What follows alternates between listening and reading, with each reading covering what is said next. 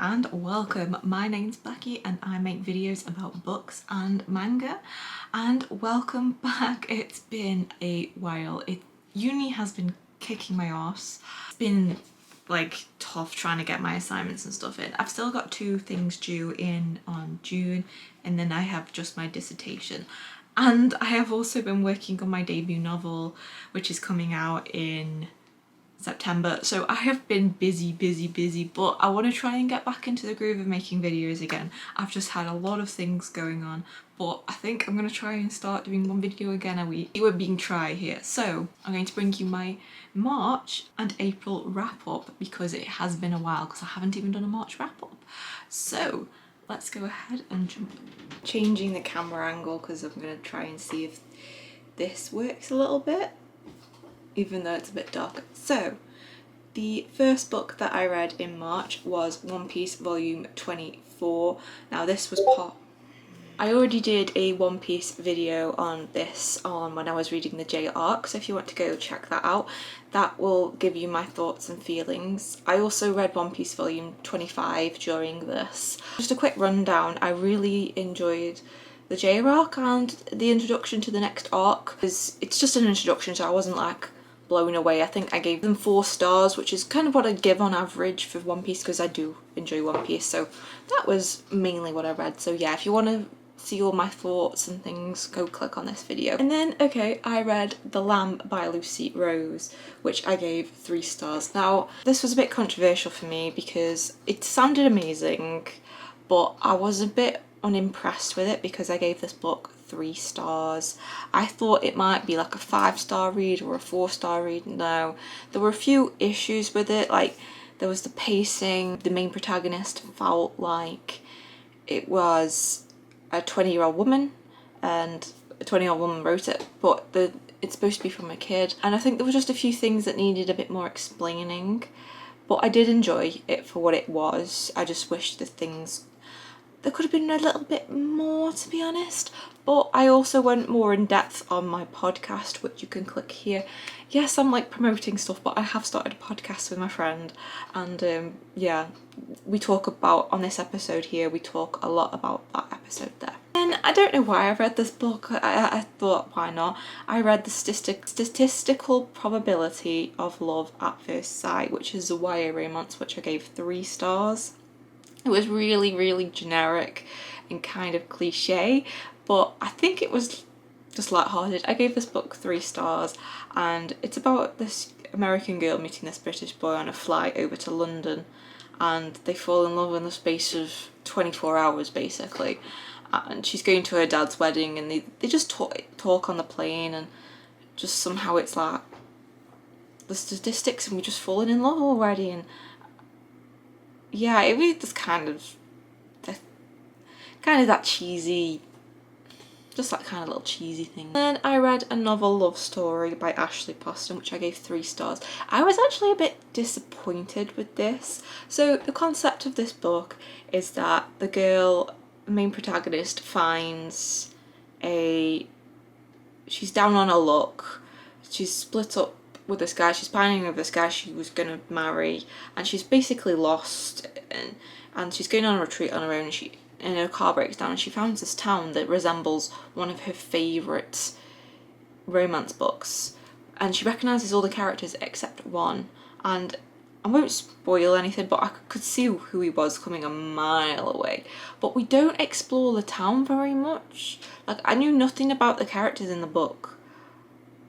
I wish the character had probably tried to make friends more. I wish we could have explored the town more.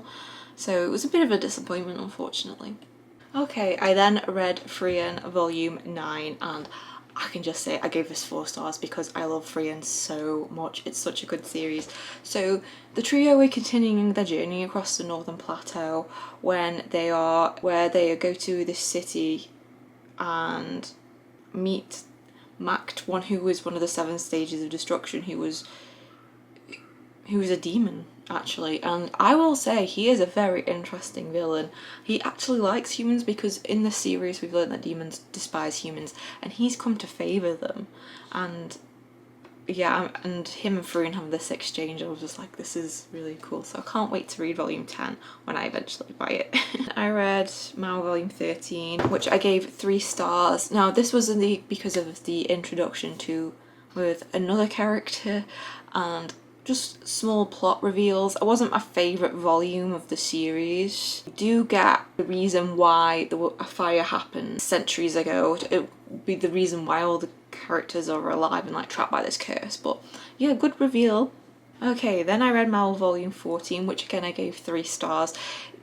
It's this arc, like the arcs it's going into, it's kind of just being a bit wishy-washy in the series at the moment. Nanako is like learning how to use her sword with Mao in danger, so she is getting stronger, which I like because like I think in the series and like Kagome, she never always seemed, especially in the anime, she never seemed to get stronger, but in the manga with like Inuyasha she did. So yeah, it was sort of, we're just meandering through the series at the moment. Then I read volume 19 of Rinne and I gave this 3 stars. Rinne is not my favourite series, it's just kind of one that I read every now and again. Just I don't really need to think going into it because it is a bit goofy. So we learn about this character that went to the same Shinigami Elementary School as Rinne and that he's got a bone to pick with him, and it's basically the whole manga, the whole volume follows him and how to get rid of how him trying to get his revenge, and Rumiko Takashi's normal antics follow. So it was, yeah, it was just a fun little read. And then I read The Ghost Cat by Alice Howard, which I gave 2 stars. Now this book was a massive disappointment to me. So the book follows a cat who passes away in the 1800s, and he goes to the afterlife and the god of cats, and then the god of cats says that, oh, I let the cat die on my watch, you've still got 9 lives. So he basically is a ghost cat through the same flat in Edinburgh, and we go through the different time periods. I don't feel like we learn anything. Like there's just a few references here and there, and we skip over quite a few decades. So it's supposed to be this exploration of advancement in human settlement and like technology advancements, but there's not a lot.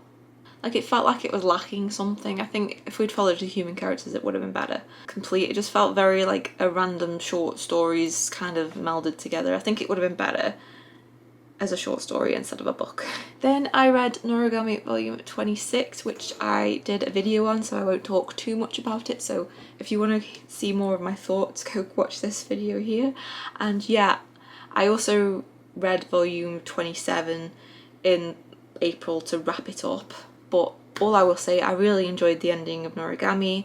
I'm happy with how things have come, and I'm just glad I completed the series. But yeah, all my thoughts and feelings are in this little reading vlog here if you want to see more of that. So yeah, so let's move into the April wrap up.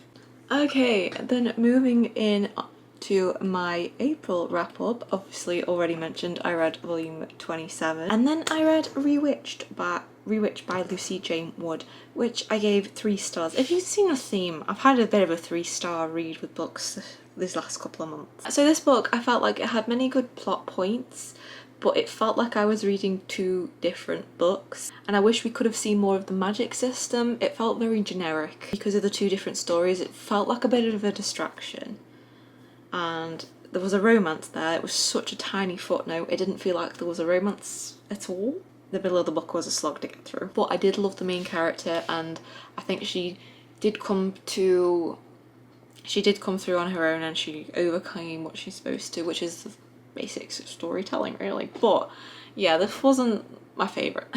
I then spent most of the month of April reading Jujutsu Kaisen.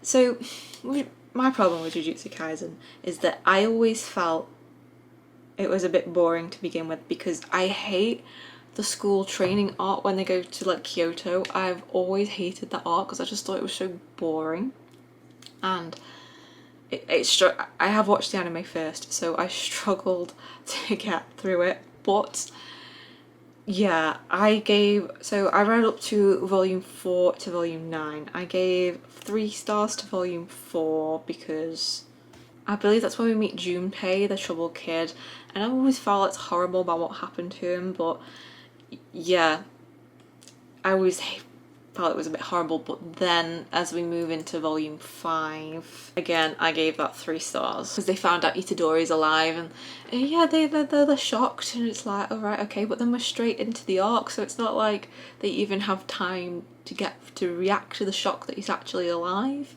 And obviously the school governors decide, like the principal wants to murder him and stuff, so he tells the Kyoto students to try and murder Itadori.